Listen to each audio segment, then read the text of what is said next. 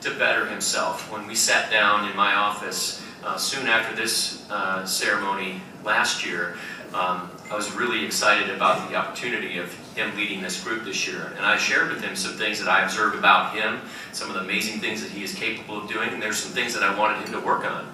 And he made a 180-degree change in himself in some of those areas. And he's one of the few guys that I've met that has made that kind of transformation and made such a positive impact with our guys.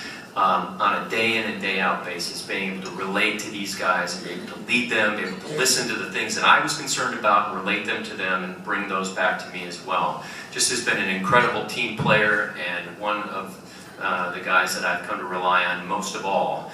And I'm really proud to award him this WHIP award this year, and I'm going to allow him to have a moment to talk about our guys. But please give a warm a round of applause for Trevor.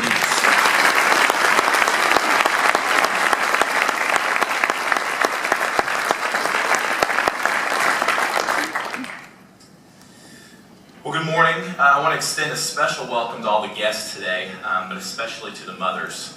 Whether you made every show or just caught pictures, your love has traveled with us this year, and thank you for being here on this incredibly special day. For the past year, I've had the honor of serving your sons as the manager of the Purdue Varsity Glee Club. You all have raised incredible young men, and personally getting to know each of them has been the most rewarding part of my collegiate experience. In 1913, two Purdue students, James Morrison and Edward Wattawa, composed the Purdue War Song as the official fight song of Purdue University. Wattawa composed the tune while Morrison penned the lyrics. This song, as most of you know, was dedicated and written for us, the Purdue Varsity Glee Club, of which Wattawa was a member and the student director. While we close every show with a song that is now called Hail Purdue, there are only a handful of times that we sing the second verse of this song. The lyrics of this verse are really only known and performed by PMO, but to me are some of the most impactful words we sing, especially during this time of the year. When and after years were turning, alma mater back to you. While some of us may want our time here to be eternal, your time at Purdue does have an expiration date. Some of you have 3 years left, but my expiration date happens to be in 19 days. When I look back at Purdue, this group is what I will remember.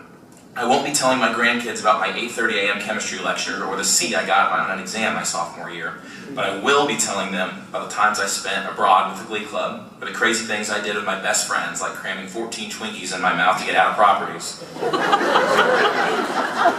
Like I mentioned earlier this semester, always love your memories in this group and cherish them forever. May our hearts with love be yearning for the scenes of old Purdue. The scenes of a beautiful afternoon in Ross 8 Stadium, or a packed Elliott Hall of Music, or a chocolate shop or red brick buildings. Scenes that have been shared by generations of Boilermakers, from Amelia Earhart to Neil Armstrong to Drew Brees to my mom and dad. Purdue feels like home, and the scenes of old Purdue make it that way. Back among your pathways winding, let us seek what lies before. The work we are putting in now impacts and influences who or what comes next. While I won't be around to reap the benefits of what we have done to this year for the future, I can't wait for you all to see what lies before.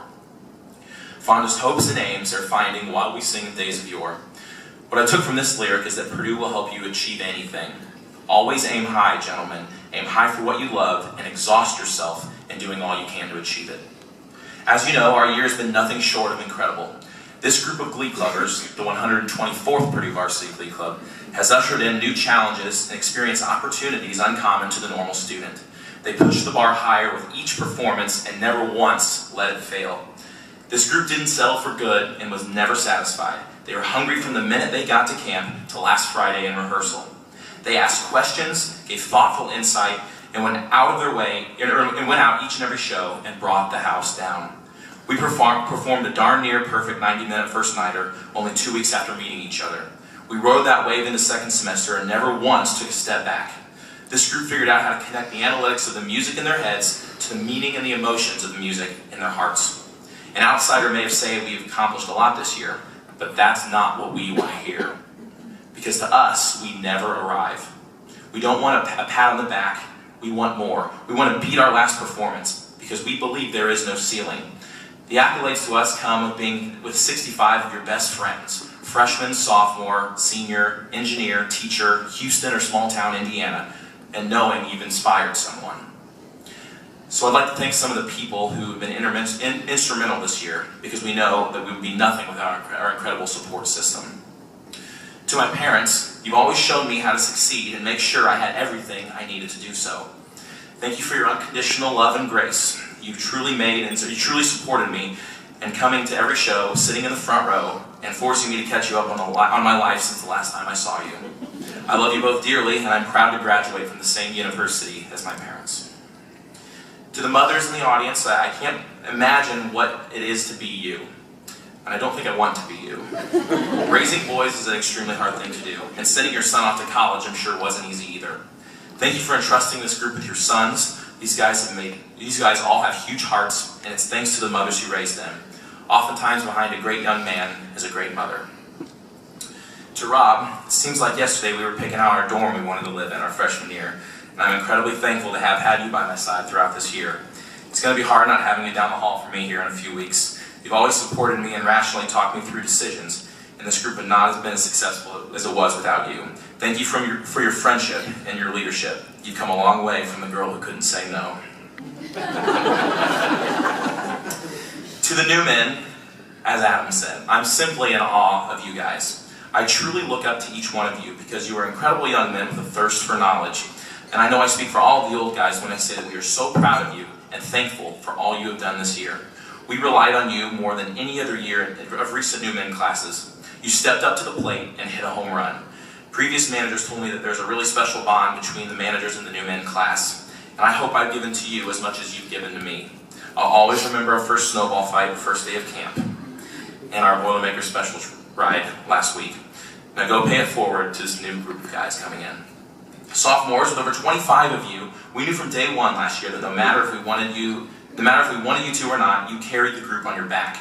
You outnumber any other class. You grasp hold of these final few years, and remember that a piece of fabric across your chest doesn't determine attitude and servanthood. Leadership is about loving what you do and who you do it with, and your class has that more than I've ever seen. To the juniors, we now leave the group in your hands. It's your duty to make this Glee Club the best it's ever been next year. Promise me and all the guys that have come before you that you'll do that. To the seniors, I still have a photo of us from our first day freshman year. Outside of being about 20 pounds skinnier than we are now, we were all really wide-eyed and amazed that day. We've done incredible things. We've done everything that we could to leave this group better than we found it. We helped the campus heal after tragedy and showed the singing Hoosiers how to put on a real show. We toured the Golden Gate City and drugged the Death Star up 2 flights of stairs for every show. We dedicated Bailey Hall and performed a legendary Wizard of Oz skit. We lived through Calavision and running for no apparent reason, and turned around to change the culture and make the new men feel valued and supported. From the outrageous new man show our freshman year to stealing the Purdue Steins, I will always remember these 4 years with you guys. We started with 17, now down to 9, plus or minus a few, and we've seen the Glee Club at some of its worst and best times. And I thank you for everything that you've done for me, and I think that we've left our mark on this group. Thank you for being my guys. To Scott, you expect nothing less than our best, and you won't settle for mediocrity. Thank you for teaching us that waiting for excellence is pointless when you can be excellent right now. Sometimes I wish you weren't as humble as you were, so that you could take all the credit you deserve. You truly are a blessing to us, and I'm thankful to have learned under an educator like you. And Bill, for each and every day at rehearsal, you tell us to go out and make someone smile, to go out and make someone's day better. I can't tell you how much that comment changes my day each and every time. You have mastered pulling the best sound and the best character out of a group of 65 guys. I never ever want to let you down, and some of my happiest moments in Glee Club is when we see you excited in rehearsals. Thank you for being a mentor and a life coach. We can see that you truly love what you do. When I graduate here in a few weeks, know that it wouldn't have been possible without you. Encouraging, excited, and proud. These 3 words have defined us this year. So far, we've sung at Westwood, beautiful cathedrals, and even at McDonald's in Iowa. We toured the White House and sang on the same stairs that Dr. Martin Luther King gave his I Have a Dream speech, all because we volunteered time that we honestly don't have to a singing group. As I leave PMO, my request to each and every one of you is to be a friend to all and to be a true relator. Ask one another about how their day is or how their parents are doing. If you base your interactions around empathy and relating to others, you will get that true brotherhood bond that we talk about. We are built on brotherhood, and the music is electrifying when it's at the core. This is usually the end. This brunch and one or two more shows traditionally close out our season, but not this year. Gentlemen, we have one final chapter to write and 4 countries waiting to be slapped upside the face by the Purdue Varsity Glee. Thank you for letting me serve as your manager this year.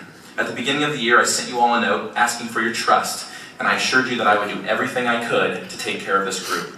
But as the year went on, that mentality flipped, because the group took care of me. Now go keep representing the greatest university in the world, and I will always be rooting for you.